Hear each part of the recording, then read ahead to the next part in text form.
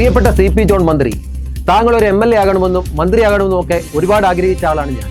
അതുകൊണ്ട് പറയുകയാണ്, KSRTCക്കെതിരെ മാധ്യമങ്ങളും CPM-ഉം ചേർന്ന് കൊടുക്കുന്ന വ്യാജ വാർത്തകൾക്ക് മാക്സിമം മറുപടി കൊടുക്കാൻ അങ്ങ് ശ്രമിക്കണം.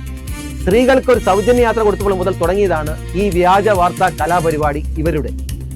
ഇന്ന് മാധ്യമങ്ങൾ കൊടുത്ത ഏറ്റവും വലിയ വ്യാജ വാർത്തയാണ് KSRTC കൊറിയർ സർവീസ് നിലച്ചു എന്നത്. പക്ഷെ എന്താണ് അതിലെ സത്യം? അതാണ് ജനം തിരിച്ചറിയേണ്ടത്. മുൻ മന്ത്രി ഗണേഷ് കുമാർ, അതായത് KB ഗണേഷ് കുമാർ, KSRTC നേരിട്ട് ചെയ്തുകൊണ്ടിരുന്ന കൊറിയർ സർവീസ് ആന്ധ്രാപ്രദേശിലുള്ളൊരു കമ്പനിക്ക് കരാർ കൊടുത്തു. അവന്മാർ അത് കുളമാക്കി കൃത്യമായി ചെയ്യാതെ വന്നപ്പോൾ നിലവിലെ അവരുടെ കരാർ റദ്ദ് ചെയ്ത് പുതിയ കമ്പനികൾക്ക് വേണ്ടി അപേക്ഷിക്കാൻ ടെൻഡർ ക്ഷണിച്ചിട്ടുണ്ട്. അതാണ് ഇപ്പോൾ കൊറിയർ സർവീസ് വൈകുന്നത്.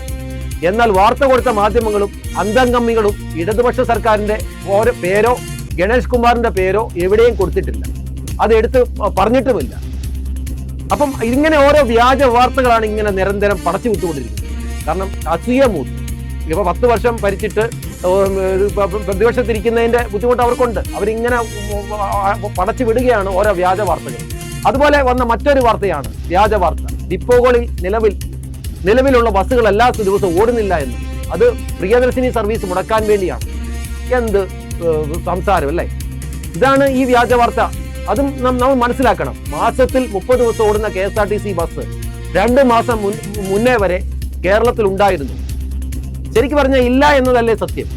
ഒരു ബസ് മാസത്തിൽ കുറഞ്ഞത് 4 മുതൽ 7 ദിവസം വരെ കട്ടപ്പുറത്ത് കയറും.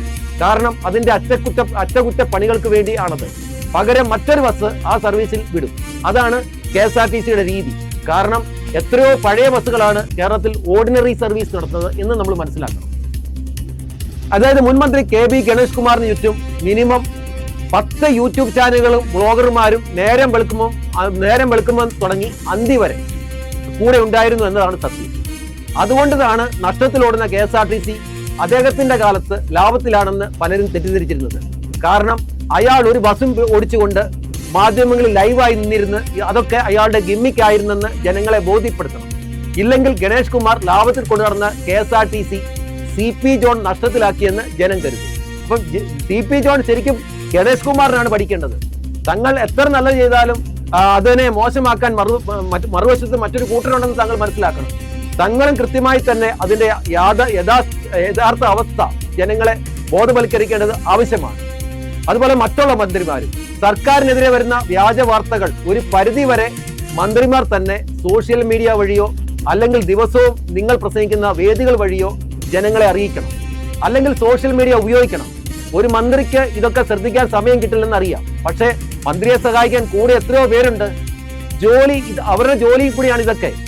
അത് അവരെ പറഞ്ഞ് മനസ്സിലാക്കണം. അതുകൊണ്ട് അവർക്ക് കൃത്യമായ നിർദ്ദേശം കൊടുക്കണം. ഇല്ലെങ്കിൽ ആകാശത്തുകൂടി പോകുന്നത് ഏണി വെച്ച് പിടിക്കുന്നത് പോലെ ആയിരിക്കും നമ്മുടെ അവസ്ഥ. എത്ര നല്ല ചെയ്താലും അതിനെ മോശമാക്കാൻ മറുവശത്ത് ഒരു കൂട്ടരുണ്ട്.